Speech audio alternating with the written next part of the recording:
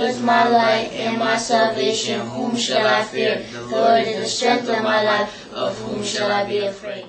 Thy word hath hid in my heart, that I might not sin against thee. In the beginning. Hello and welcome. Another great episode of In the Upper Room. However, today we are on location, a very special location. We're at the Faith Harvest Christian Academy. I got that right this time. That's the Faith Harvest Christian Academy, and it's located on Lancaster Avenue. And I'm here with Pastor Ray Williams. And Pastor Williams is a leader here at the Christian Academy, Faith Harvest Christian Academy. Pastor Williams, thank you for inviting us into this beautiful building and setting. Well, I want to say thank you for coming and taking this opportunity to show us as an organization. I'm excited about what God is doing here. I'm excited about our children, and hopefully others will get to see and hear what we're doing here. And in whatever way to be a part of it, our door is open to everybody. Yeah. You know, this is an amazing program that you have here, because, you know, you and I were talking before we started this segment here, and I was talking to you about how I myself have been guilty of assuming that the days have gone by when teachers cared. But by coming here and taking the tour with you today, my mindset has changed. You know, from the administration to every teacher, we care about every student that comes through the door. I also take the time for every parent that comes through, whether they're a member of our church or not. If they needed to talk with me, sit down and counsel, my door has been open to them. We constantly do that because I believe that we must show care, concern, and love.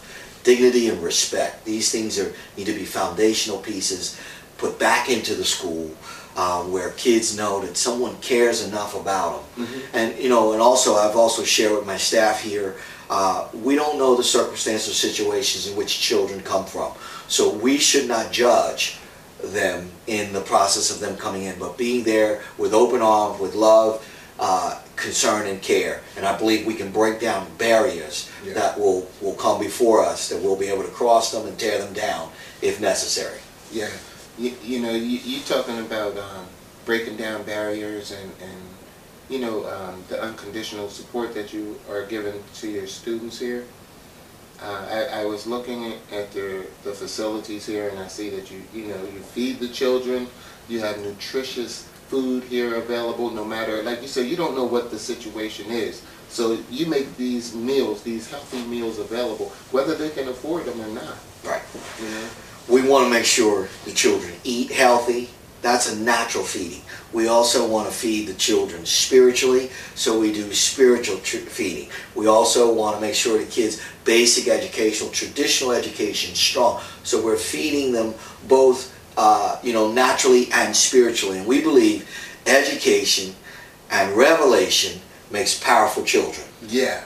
And so we want them, and being well-rounded, so we give our kids all of those components, and they exist here. And you talked about it, back to that caring and concern. With our small classroom settings, we can determine the different children's learning style, how they are, what's going on in their life, where we can address them. We're not just bringing them in a day. If they don't get it, passing them on. Right. Right. No child truly gets left behind. That's here. right. Not one.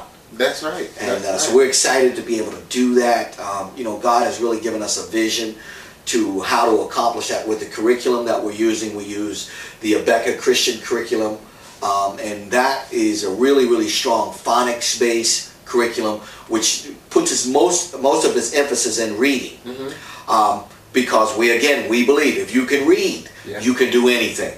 You can do math, you can do all the different subjects if you can read. So we're finding that the challenge has been is that most of our the system or the schools that we see out there have not put the emphasis in those areas. So children are lacking in the reading, and when they're lacking in the reading, everything else becomes a challenge. And if it becomes a challenge, they become frustrated. And so what's happening in this city, in this state, we got children dropping out of school in 6th and 8th grade. Wow. And that should not be. That cannot be. That should not and cannot be. And so we have taken on a mission here at Harvest Christian Academy to push and promote the kids with love, care, but with educational foundational pieces that will give them the necessary tools to succeed in life. Right. And be productive citizens in our community, in our state, right, in our world. Man, I'm telling you, that's holistic. That's the word for it. That's the word. It's holistic. When I walked through the door, Anthony Carter, who was actually filming this episode, when he and I came into this building, we have this signal that it's a way of letting each other know when we are coming into something special. And in our line of work, Pastor, we get the opportunity to encounter special people such as yourself. You've been on our program before. Praise God. And we became a friend of this organization that you're doing, as you did for us. And we just knew that we were coming into something special. Your receptionist greeted us with grace and warmth and respect. And you could just tell this whole atmosphere here is just awesome. Praise God. And again, I'm excited to be a part of the Upper Room in this segment because, again, talking to you guys and about diversity and the different factors which is so important to us. At Harvest Community, Harvest Christian Academy, diversity is very important for our student base. Our kids need to know how to interact with all of the cultures and people that are in our world. Right. And we've been really believing God to have a diverse, and we do. We're making strides. We have all different ethnic groups a part of our school. Our door is open to everybody. That's right. You don't have to be a member of our church or our program. The school is open to any child who wants to be, or any parent who wants to bring their child into a Christian environment with traditional education values. That's right. And so our doors are open for that. And we want to welcome anyone that would like to be a part. Come, I invite you, and as our doors open, come take a tour, see what we're doing. Come take a look at it and see, is this something you would want for your child? Right, because you even have a bus service. Again, we have bus service. We have we've been blessed with 2 buses. We have 2 buses, a smaller one and a bigger one, so our children can go on trips, field trips, which they do. But we do pickup service and drop off. Just like the public school system.